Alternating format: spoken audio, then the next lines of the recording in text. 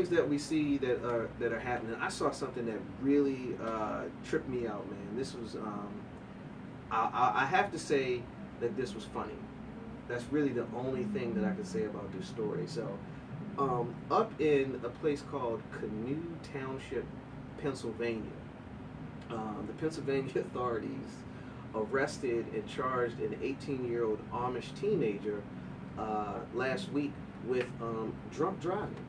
Right? Yeah. So, here's the funny part. You know they don't drive cars and stuff like that. In Amish country, this dude was he was Excuse me. he was he was caught drunk driving with a horse and buggy. Right. So, yeah, authorities say that they pulled him over. He's 18, so I give his name. His name is Robert Miller. He was charged with the police, and the police say that they stopped his buggy. And he had two men that were were riding on the roof of the buggy, and in addition, there were four passengers ranging from the ages of 16 to 20, and they were all charged with underage drinking. Yes, drinking still illegal while operating a buggy. I had no clue. Yeah, I didn't know that you could get that could happen to a person. Yeah, that's just crazy. So was the horse drunk? No, I mean, because Right, I'm right. trying to figure out how. What was he doing? Couldn't have been swerving. He couldn't have been swerving. So I don't understand. What was he doing? I don't know. He must have been. It had to be the two dudes on the roof. See, Right. it's a lesson there because Right. it's always somebody that's got to take it too far. Right. Get in the buggy. That's what it's Get for. in the buggy. Right. Get why you on the roof of the Right, buggy? right. Why you on the roof of the buggy? And he clippity clopping down the road. Man, I thought that was just the funniest thing. And I'm like, what can you say? That's like driving drunk, getting pulled over for driving drunk with your trailer, your tractor trailers. I mean, your lawnmower. Lawnmower, right. How can you get? I've seen that. That can happen too. Well, were they on the highway though? Were they dumb were enough on to go on highway. the street? They were on the road. They were on the road. Well, see, once you're on the road, well, maybe that's the connection there. Right. Cause the buggy was riding down the road. So I mean, but dude, that is, to me, that's hilarious. That's funny. Did they get him for speed? No. I'm thinking like, what did they get him for? That's funny. He had to just be. It was the two dudes on the roof, man. Maybe just public intoxication. That was ultimately yes. Yeah, that's. I'm looking at the charge, but yes, it probably what probably sold it was the two guys on the buggy Wilding out on the top, out, just going with doing it. some crazy. And then the horse. I mean, the horse just. So you. Oh my gosh, that's funny. That's too much for me, man. That's too much for me, man. That's funny. I tried. I told you, man. It's funny stories that get me. It's the stuff that shouldn't be there. That's the stuff that gets me, man. I was really just I was blown away by that. Funny. Yeah. So anyway, drunk driving. Just for those who might be thinking about it, even if you're on horseback, it still counts. Right. Or in a horse-drawn buggy, it still counts. So, nonetheless, so we had an interesting poll. I saw an interesting poll on Christianity Today, and it posed the question. It says, if you were invited to a same-sex marriage wedding event, would you attend? Why or why not? So it was a very interesting article.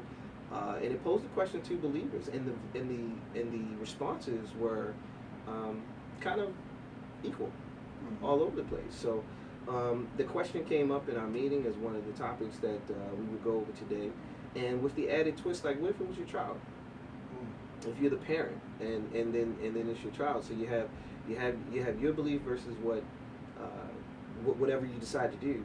But would you attend or would you not attend? So some of the responses were very simple, very predictable. Some people said that based upon their beliefs, that's just not something that they would do, and they wouldn't attend for that reason. Some people said that, out of love and respect for the person, that they would attend, whether they agreed or not. They would just attend out of love and respect. There was a portion of the responses that came in that said, absolutely, there's no reason why I would not. And then there was some undecideds. Right. So what do you think about that, man? If you got the invitation, because 2 questions. If you Right. got the invitation, say it was for a friend, would you go? Right. And then if it was, say, for your child, would you go? That'll be kind of hard for a child. It changes a Especially, little bit. Yeah, it changes Mhm. changes the dynamic of your beliefs, because it's like you'll do anything for the child. Some people will. I've had this conversation. My cousin, she's married to a woman, and Mhm. we have a great relationship. Yeah. She texts me. I found her text to be very funny. She texts me. We always talk about it. She texted me and said, "Would you be offended if I invited you to the wedding?" And I said, "No, but don't be offended because I'm not coming." And she chuckled. She laughed. Mhm. Yeah. Because I mean, she knows where my beliefs are, but it's always respect between us. When I see her wife, Yeah. I embrace her. That's my family. That's my Sure. cousin. Sure. They Absolutely. have a son. That's my little nephew. I've never that's one thing she loves about me, because my family can be very judgmental. Mhm. And when they first found out, that she was getting married to a woman, a lot of people turned their back on her. Sure. Sure. Christian people. Yeah. And it was like, I'm not, we don't share the same beliefs about everything. Right. But that Yeah. doesn't mean that I would, I would treat you any different, and I don't. Mhm. When I see them, I love seeing them, the family, and it's great. But she understands my point of view. Yeah, I yeah. believe that witnessing certain things, you'll be held accountable for. Now, not everybody Mhm. believes that. That's just my personal belief. But I'm not going to judge you for what you want to do. I wouldn't go to a wedding where I know a man was beating a woman. You know what I'm saying? True. I couldn't Very witness true. that because I just couldn't. Why So- be a part of it? Right. So it's not different. It's just my own belief. So, but I would still respect you. And again, but as a child, I can't answer that. Yeah, it's tough, isn't it? It's a tough- That's a twist because it's right like, there. do you neglect your child when they may feel like they really need you? Mm-hmm. And take your views out of it, or so that's kind of a hard question. Yeah. I appreciate the honesty. Now, I share your sentiment to a degree. I think that if I'm just invited, like just straight out invited, it's not my child. We'll go to the not child first. My answer would be no. However, I would do it in a way where I did not demoralize or degrade Right. the person who invited me. It would be a very dignified response, articulating, my reasons why, without demoralizing. Because I think that that's a mistake that a lot of people make, is because we may have a different perspective on things, that judgmental nature that people tend to have will come across in the way that they address it. Right. And that, in my mind, is wrong. You should never put yourself in a judge's seat where it comes across in your voice, the way that you speak to a person, even if you adamantly disagree with whatever it is. Right. I have this, my wife and I have this philosophy that we share where we always try to use the sandwich technique, and I've talked about it all the time. It's something that I learned a little while ago in corporate America, is what they call it, but it's basically where you start off positive, you put whatever the negative is in the middle, Okay. and then you end positive. Right. So your first and last impression It's positive. is positive, Okay. but you can still accomplish whatever it is you've got to say. Right. So I think that my response would be dignified in that regard, where I would handle it that way. It changes when it's your child, though. Right. And I don't want to teeter on the line of sounding like a hypocrite, because I'm not hypocritical in any way as it relates to it, because my beliefs would not change. Right. But then you have that piece of you as a parent that says, you know what, it's my child. Right. If I gotta stand there in silence, at least stand there, because they need me. Right. So it would be difficult. I'm not saying that I would, Right. but I'm saying that I could certainly understand that it would be a much more difficult decision Right. if it's your child. And my overall response is very simple. I think like this about anything, and I have a way that I think about anything that I'm asked to be involved in. this topic, any other topic included. And it's very simple. If I don't believe in something, or if I don't think that something is right, then I don't participate. Right. And that's really how that's really how it goes. You know, that you can invite me over to play poker on a Thursday. If I think that that's wrong, Hey, I'm just not coming. Right. You know, and that's the way that that's the way. No offense to you. Right. It's just I'm not coming. Right. And I think people just take certain things to an extreme, and they don't have to be. It can You don't be have so to. simple. It can be just a conversation like, Yeah. "Will you come?" Respectfully, no. Yeah. Well, they Okay. have that on invitations. Right. I respectfully decline. Right. And that's that. It doesn't have to go any further than that. That doesn't make you less of a friend. No, Just it like doesn't. you said, if somebody invited you somewhere, Yeah. If If you you don't tell go- me, look, man, all the fellas going out next week, we going down Magic City, and you know we're gonna and please, listeners, don't act like you don't know what Magic City Right, is, but right. we going to Magic City. no, ain't that city. Yeah, ain't that city. But we had the Magic City. We hanging out. You know, we gonna blah blah blah. My answer's gonna be nah, no thanks. I'll see you afterwards. I got a friend that invites me to Norma Jean's all the time. Jeez. And all the time, I tell him no. I mean, he, you know, You think he would get it at this point, though, Right. right? but he like, no, man, so you ain't no fun. That's not my idea of fun. Yeah, That's it's money wasted to me. I mean, Indeed. it's money wasted. And then there's the piece about, you know, you don't give a drink to an alcoholic. right, You can't. What you gonna do up in there? right. I can't do nothing. What you in there praying? Right. Are you praying? We gonna have Bible study Are you- amongst the young ladies. Try to lead them in a righteous path. Are you witnessing? I mean, Right. what's your purpose? And if you are witnessing, they'll probably kick you out, like on a serious level. Like, Yeah. "Man, you distracted right now. We trying to make money, but Yeah. So I mean, get it's it. like If know, if you gotta stand for something. And, Sure. I mean, be firm in it, and people should respect your certain stance. you Yeah. know.